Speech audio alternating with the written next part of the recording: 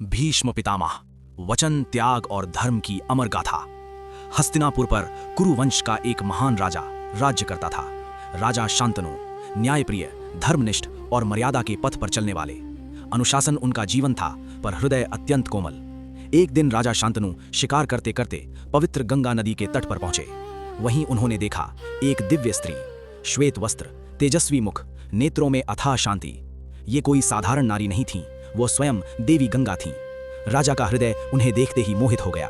विनम्र संवाद हुआ और राजा शांतनु ने विवाह का प्रस्ताव रखा।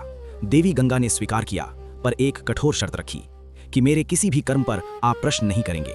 जिस दिन आपने प्रश्न किया उसी दिन मैं आपको छोड़ दूंगी। प्रेम में बंधे राजा शांतनु ने बिना सोचे वचन दे दिया। समय बीता, विवाह सुखमय रहा और फिर एक एक कर 7 पुत्रों का जन्म हुआ। पर हर बार जैसे ही शिशु जन्म लेता, देवी गंगा उसे अपनी गोद में उठाती और गंगा नदी में प्रवाहित कर देती। राजा शांतनु का हृदय हर बार टूट जाता। पीड़ा असहनीय थी, पर वचन उनसे बड़ा था। वे न कुछ कहते न कुछ पूछते, बस मौन होकर दुख सहते रहे। फिर जन्म हुआ 8वें पुत्र का। जब देवी गंगा उसे लेकर नदी की ओर बढ़ी तो इस बार राजा स्वयं को रोक न सके। उन्होंने उन्हें रोकते हुए कहा, ये क्या कर रही हो? कौन सी माता अपने नवजात को यूं बहाती है? यहीं राजा का वचन टूट गया। देवी गंगा ठहर गईं। उनके चेहरे पर क्रोध नहीं था, बल्कि गहन करुणा थी। उन्होंने कहा, ये 7 पुत्र अष्टवसु थे, जो ऋषि वशिष्ठ के श्राप से मनुष्य योनि में जन्मे थे। अल्प आयु में मृत्यु ही उनकी मुक्ति थी। फिर 8वें शिशु की ओर देखकर बोली, ये देवव्रत है, इसे जीवित रहना था, ये इतिहास रचेगा। इतना कहकर देवी गंगा अदृश्य हो गईं।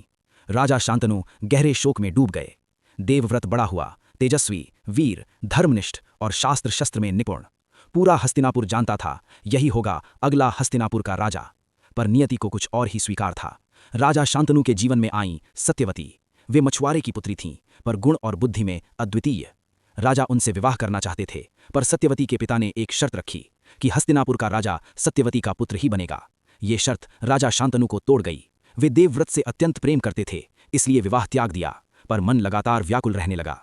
देवव्रत ने पिता का दुख पहचान लिया। सच जानकर उन्होंने जीवन का सबसे महान निर्णय लिया।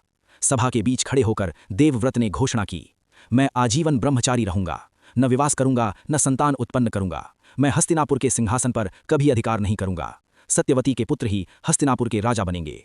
ये प्रतिज्ञा इतनी भयानक थी कि स्वयं देवताओं ने आकाश से पुष्पवर्षा की और देवव्रत कहलाए भीष्म पितामह। यहीं से जन्म लेता है महाभारत का वो अध्याय जिसकी नींव है त्याग, वचन और धर्म। जय भीष्म पितामह।